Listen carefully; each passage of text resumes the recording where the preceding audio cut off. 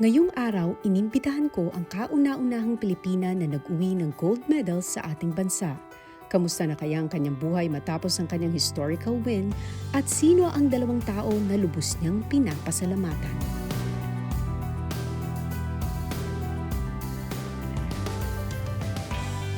Simula nung nakabalik ka ng July, grabe sobrang busy, no?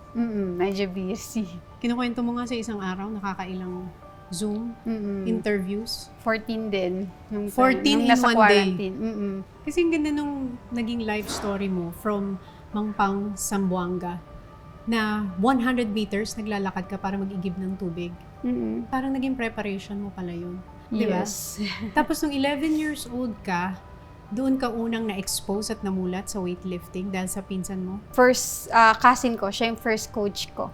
Ayun, si Coach Catalino Jr., yun yung first coach mo, na parang nagturo sa'yo ng proper form, di ba? Actually, siya yung nagko-coach sa amin. Tapos, nakita ko yung mga pinsan kong lalaki na nagwe-weightlifting. Sabi ko, parang masaya to ah. Sinubukan ko lang. Ikaw lang ang babae nag-try nun? Nung time na yun, ako lang. Bakit mo siya tinry? Na-curious ako eh. Tapos nung na-try ko, sabi ko, wow, maganda to ah. Eh, hindi ako magaling sa badminton, volleyball. Talagang talunan talaga. Hindi ako magaling. So, kaya lang sa weightlifting, natatalo ko sila. Malakas ka talaga magbuhat. Kanino mo daw nakuha yun? Sa tingin ko, sa tatay ko. Kasi yung daddy mo dati, tricycle driver, tapos naging farmer siya, tsaka fisherman, hindi ba? Malakas ang tatay mo. Malakas ang tatay ko. Ang nanay mo, anong trabaho noon nung lumalaki ka? Housewife. Nung sinabi mo sa parents mo na gusto mo mag-weightlifting, di ba parang na-discourage yung nanay mo na ayaw niya nung una? Actually, hindi ko sinabi. Nakita niya lang ako. Tapos sabi niya, huwag ka dyan sa sports na yan. Kasi nga, yung sports na yan, pang lalaki yan. So, di ba, pag babae sa atin, sa probinsya na, pambahay ka lang, dyan ka lang, stay ka lang sa bahay. Tapos, ayun, baka hindi ka mabuntis, wala magkakagusto sa'yo. So, diniscourage ka nung nanay mo nung una, pero bakit mo tinuloy pa rin yung pag-weightlift? Gusto ko eh. Sa weightlifting kasi na-enjoy ko eh. And doon ako nag-excel. Tapos nakita niya siguro yung opportunity na binigay sa akin ng weightlifting. Kasi nung first na yun na ang dami kong larong napuntahan, iba't ibang laro. So, that time, batang Pinoy. So nakita niya, pwede pala itong pumunta sa ibang lugar. Kasi nung before, aminin ko, 2002, nag-start ako, 2003, 2004. Galing ako sa hirap. So, pumupunta ako or ginagawa ko yung sports dahil may allowance, may opportunity makapag-aral. Hindi dahil mahal ko ang weightlifting. 2013 kasi naging mas may personal relationship ako kay God. Yes. So, doon ko na-realize na feaster kasi ako. So, ayun, nung natuto akong mag-worship, natuto akong makinig ng words ni God. And di ba usually when we have this encounter, yung nagkakaroon tayo ng personal relationship with God, meron siyang nire-reveal sa atin, di ba? About ourselves and about our purpose. Ano yung na-reveal sa'yo noong 2013? Yung weightlifting. Yung weightlifting na ni-reveal niya sa akin. Kasi sa prayers ng The Feast, may God's Powerful Champion. Yun yung parati kong ako yung God's Powerful Champion. Di ko alam, pero yun yung wisdom na binigay niya sa akin na use the sports to inspire other people. What was that like? Yung feeling na alam mo na, now I'm doing my purpose, this is my calling. Nung 2016 kasi unexpected yung pagpapanalo ko ng silver medal. Kasi na-expect ko bronze lang eh. Kasi weightlifting, measurable sports, alam na namin kung may chance kaming manalo ng gold, manalo ng bronze. So, bronze na yung standing ko, naging silver ako. So, parang grabe, grabe, sumisigaw ako, tapos sobrang talon na parang, God, thank you! Sobrang unexpected yun na binigay niya sa akin yung silver medal nung time na yun. Parang it has been a long journey. Yes. Sobrang haba na 19 years bago ko naiuwi yun ang gold medal. Before our interview, pinanood ko ulit yung clip na when you won, tapos when they were raising the flag of the Philippines. I think more than the pride, more than the gold award, more than the recognition na ibinigay mo sa mga Pilipino at sa ating bansa, bukod sa gold, ang talagang naibigay mo sa amin ay yung pag-asa. Parang lahat kami nabuhayan nung napanood ka namin. Tapos nanalo ka ng gold for us. Tapos kitang-kita namin na kahit hindi kami kasama dun sa years of training, nung umiyak ka pagkatapos mong buhatin yun, parang naramdaman namin yung pagod, puyat, dugot pawis. Kahit hindi namin nakita yung years of training na yun, naramdaman namin yun nung umiyak ka. Pangarap ko yun, nasa ate, tapos nandun ngayon na natupad at masabi ko na nakaka-proud naging Pinoy na nagawa natin. Kaya natin eh. You became a symbol of hope para sa mga Pilipino because you won against all odds. When you came back and everybody was asking you about yung sa government, that they didn't support you, the first thing that you said was, I forgave all of them. I have forgiven them. Bakit? Yeah. Para sa akin kasi parang lumakas ako dahil sa mga nangyari. Mas naging determinado ako. Oo, masakit. Pero ginamit siguro yun ni God para mas maging malakas ako as an athlete, as a person. And yan, thankful ako sa kanila. Dahil sa pinagdaanan ko, mas naging strong ako. Parang lahat yun binuhat mo. Kasama yun. Nung binuhat mo yung weight na yun, parang kasama yung lahat. Mga paghihira. Eto na yun. 2017, nung nakilala mo si Julius, he was competing for weightlifting also. Yes. He was representing Guam. Yes. And you were representing the Philippines. Yes. Kasi yung coach nila, Pilipino. Pag may makita kang Pilipino, automatic na may connection. May diba? Pinoy. May Pinoy. Usap na. Tapos ayun, nandun siya. Ano yung unang impression mo sa kanya? Maingay ka na. Maingay siya? Maingay. Ang dami niyang kwento eh. Ay, mga Pilipina, gusto yan. Tatangkat. Sabi ko, hindi kami magkakagusto sa maliit. Sabi mo? Sabi ko, you're short. Nagalit hindi siya. Hindi nga inaasar mo siya? Oo, nagalit siya sa akin.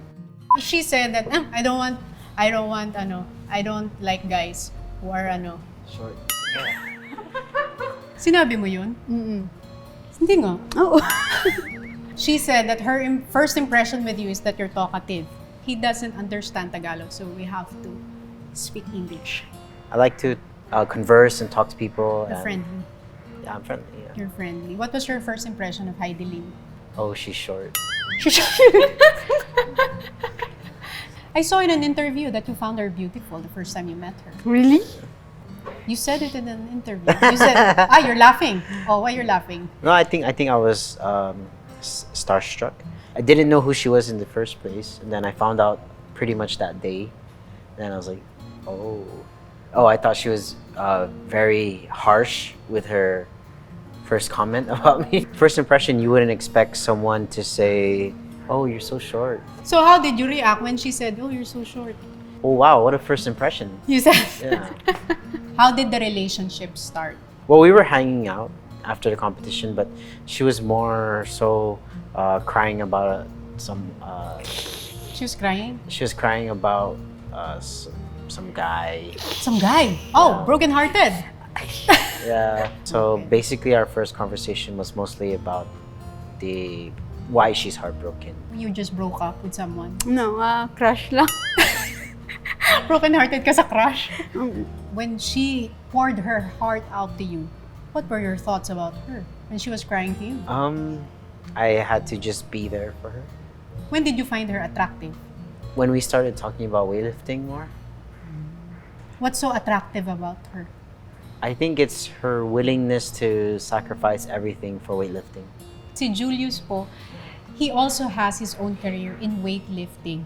Pero give up niya yung personal dreams niya to train, coach, and condition Hidilyn. Was that a hard decision to give up your personal dreams for her? The tough part for me was my career ending prematurely because I love weightlifting so much. I loved being an athlete. I had the fortunate possible opportunity at that time to work with an elite athlete such as Hidilyn. How was Julius as a coach? Nung first na naging coach ko siya, Syempre, nung una, hindi pa ako naniniwala eh. Saan ka naniniwala? Hindi kasi syempre, may ibang coach ako, strength and conditioning. Hindi basta-basta na may turo niya sa akin yung gusto niyang ituro. Na parang ang daming kong question, bakit mo pinapagawa yun sa akin? So, it takes 8 months para paniwalaan. So, paano nyo na-handle yung relationship? It can get challenging. Yeah. It can get difficult, but you know, everything is a choice. If you're willing to understand each other and you're willing to put aside your ego and your feelings when it matters, then things can work. You will know that you're with the right person when that person wants you to become the best version of yourself. When that person wants the best for you. And parang ganun si Julius sa'yo. Yeah. Kasi yung intention niya sa'yo is always to bring out the best in you. Yes, that's Naramdaman mo yun kay Oo. Julius. When you were training her, did you already see the goal in her? Is that the reason why you gave up your career? I can say I saw it because I saw what she was willing to give up. Even though I was her partner, I'm in the bottom of the list of her priorities. So I'm like what are her top priorities? I'm You're in the number bottom of the 5, list? I think. How? Wait, 5? And you're comfortable being the 5th priority? Like what's the number 1 priority of Hidilyn? God, God, yes. Number 2, family. family. Number 3, Weightlifting. 2 is weightlifting pa? Yeah. weightlifting. Okay. Weightlifting. Okay. Sorry. Weightlifting. Number 3, Family. family.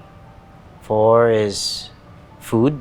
Food. Oh, No, Was it food? it's not. What ano yung I four? forget already. School?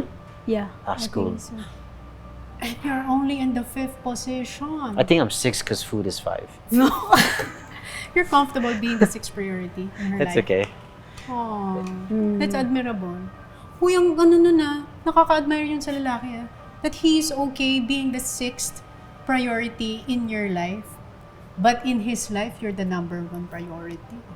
My gosh, talaga nga naman pag-ibig. Nakakahanga yun na marinig sa isang lalaki. Totoo. Diba? That I'm comfortable being the least of your priority. For as long as you're happy, you fulfill all your dreams.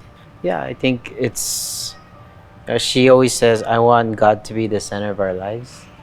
So she, of course, I have to respect that. What's the best quality of Hidilyn for you? Her determination. Hidilyn, ano yung best quality ni Julius? Bakit ka nag-yes sa kanya na maging boyfriend mo siya? Supportive siya at naniniwala siya sa akin. So, supportive siya. How did you court Hidilyn? No. It was Was her. it parang... It was her actually. I asked him, No. Oh. do you like me? So she asked you, do you like me? What did you feel when she asked you, do you like me?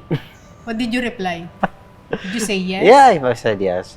Yeah, because she's training. So like we'll talk like once a day. Once a day. When she was training, you would talk once a day in 2017? Yeah, because she had to focus for Anaheim after. Yeah, training, Yeah. then school, Yeah. then So many priorities talaga. Yeah. When did you know that you love her? I think when I made the decision to leave Wait, Guam. your career? To leave Guam, yeah. Oh. When you say you're leaving Guam, what did you leave behind? I had a full-time job. I was coaching, doing filmmaking on the side. I didn't want to be peaceful life. Yeah, I had an easier life, convenient. I think leaving everything and what was enough for me to say I love her. No, she said bahalak sa buhay. Wala ko sa Hindi. buhay mo. Yeah, right? You said that. Ang ganda ng Yun ang sinabi mo sa kanya. Hindi, kasi syempre, ang ganda ng buhay niya dun eh. Dollar yung That's your life. Right? in-earn niya. Tapos, i-give up niya. Pupunta siya dito. Kasi syempre, ang ganda na ng buhay niya dun. Lahat tayo gusto din na magstay. Comfortable life. Oo, comfortable life. Hindi kasi parang feeling ko ganun talaga yun. When you're convicted for something, you will leave the convenience. Parang he's willing to be inconvenient just to be with you. But that answers your question. If I saw gold. I saw gold. I saw it in her. Talaga. Oh, you won the gold medal. He won the gold with you. Talaga Yes. nga naman. He's fit. yun ang nagagawa ni Julius sa'yo. Yung nabibigay niyang moral support, pagmamahal, pushing you, challenging you, conditioning you, strengthening you. But you also have another coach. Si Coach, actually you call him Hidilyn Gao. Hidilyn Gao. Coach Okay Gao. He's here with us. Yeah. Ni hao ma. We have a translator. Hidilyn is coach in China. In Chinese. Yes. So, when did you meet Hidilyn?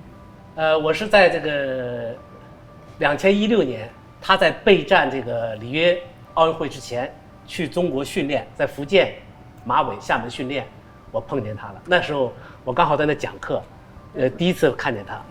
What did you see in her? 我看到他在那训练非常刻苦啊，这他因为而且那届奥运会他也拿了第2名，就是里约奥运会的。那当时训练的时候，我感到这个运动员非常有前途。How is she as a student?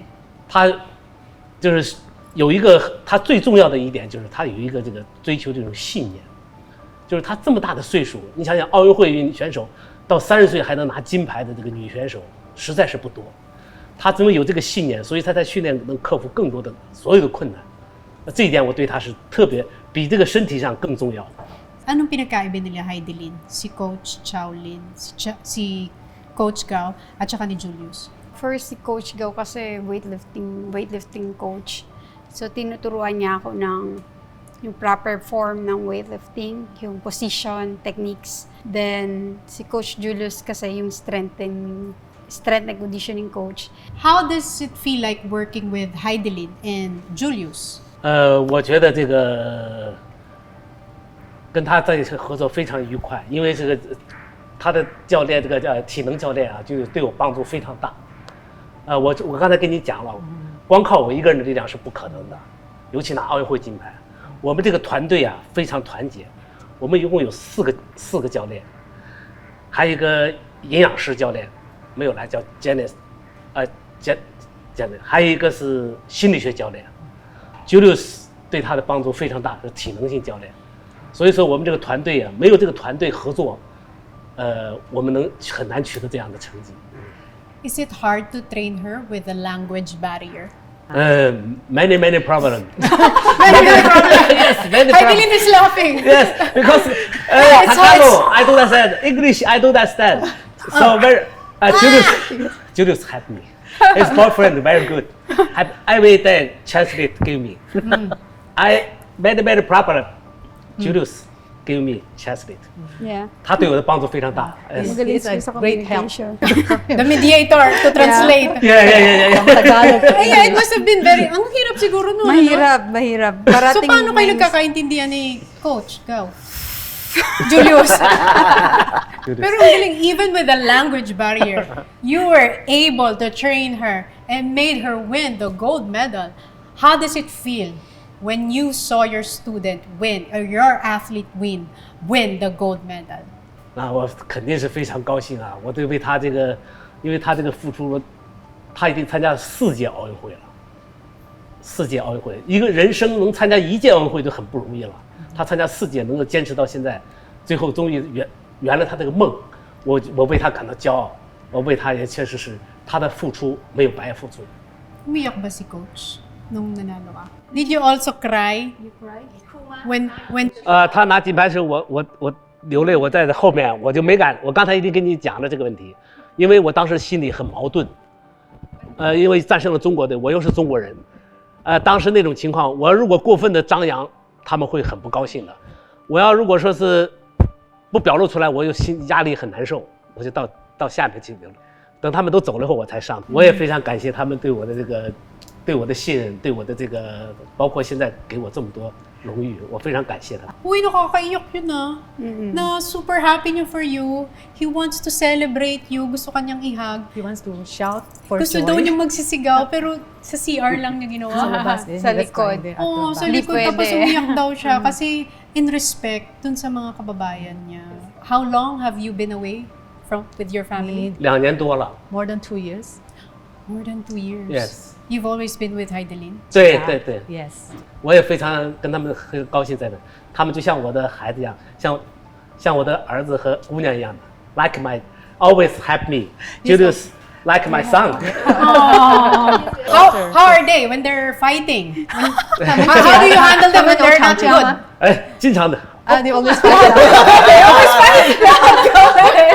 Three of us always Like this? So the three of you are always fighting during training? no. Why? What is the It's because of the miscommunication. 我的女儿跟她一样的，也是30岁了。 Oh, Yeah. same My age daughter. Only too. one daughter. Also, parang she's like daughter to you. Yes. Yeah. But I'm always in the middle. So like if he's mad at her, he's mad at me. If she's mad at him, she's mad at me. So it's When do you get mad at Hidilyn? 有时候吧，她有时候训练的这个没有训练好，我心里就会很难受。她也是的，她训练不好以后也非常着急，这个都是很正常的反应。所以说是有时候。我有时候心里不高兴的时候，有时候发泄就对他发泄，我不敢对他发泄，我对他发泄。You don't take all the anger. How do you take the anger of Shaolin? I always say, "Why are you mad at me? You tell her. Why are you angry?" And then she's like, "Oh, I'm angry you." Sorry. So But at the end of the day, we come back to our why, bakit namin ginagawa yung goal namin. So, grabe yung challenge, no? Sa Yes. training, with Shaolin, the Yes. language barrier. But it was all worth it. Yeah. It's all worth it. 很值得。而且对，非常感谢他们两个。 Si Sheila Shaolin. Shishi. Yeah. I'd like to thank all of you. Thank you so much because behind her success is also the two of you supporting her, training her, believing in her. That's why she made it to the goal. 主要还是他自己的坚持。我觉得他这个信念，这个决心是最重要的因素。 Oh, wow. Binalit sa'yo ni Coach. Oo, Ikaw hindi. daw lahat yun. Ikaw daw lahat yun. Nandito lang sila to support you. Hindi, hindi ko yun magagawa kung wala sila. Without their support, talagang it's a crazy journey. Pero na-survive ko with their help. Siyempre with the guidance ni God na parati kaming pinapabalik bakit namin to ginagawa. Dahil may goal kami na yung gold medal. Personally, yun yung gusto ko. Para sa team, yun ang gusto namin maiuwi ang gold medal para sa Pilipinas.